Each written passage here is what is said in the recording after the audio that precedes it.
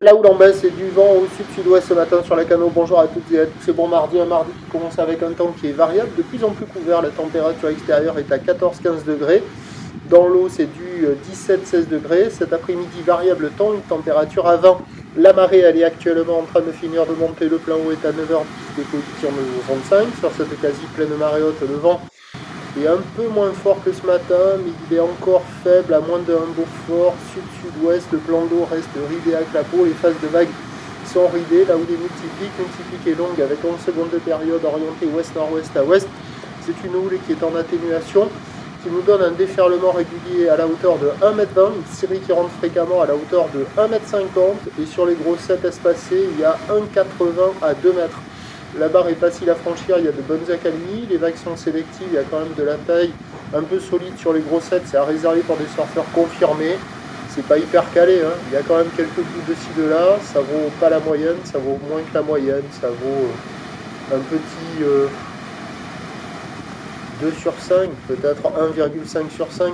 C'est pas hyper calé, il y a quand même quelques bouts sur les meilleurs bancs. Les bandes de marée haute sont pas terribles, les autres spots qui fonctionnent d'habitude à marée basse sont peut-être un peu mieux, même si la marée monte là, il y a un peu moins de coef. Il y a des bouts à attraper, il y a des surfeurs qui checkent les conditions, qui hésitent à y aller. J'ai vu surtout la Cano du nord au sud, une seule personne à l'eau, vous allez l'entreapercevoir juste après là. Bon, il y a quelques bouts, vous voyez là, hop, à la centrale, bon, elle est un peu rapide, mais sur les inters, des fois, bon, voilà.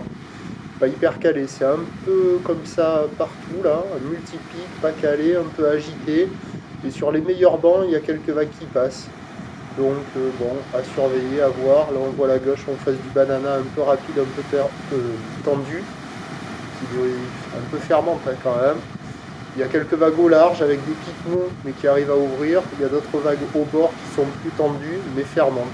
Bon, il y a quand même de quoi glisser et puis c'est un des meilleurs créneaux de la journée car pour le reste de la journée, c'est un train de houle qui va s'amortir et du vent qui va se lever un peu onshore avec la marée basse. Bon, petit coef, à voir ce que ça va donner. La bouée Arcachon-Gascogne pour le début de journée nous donne du 2,30 m et 10 secondes. Pour la mi-journée, elle commence à nous donner un peu de baisse, légère baisse, hein, 2 mètres et 10 secondes.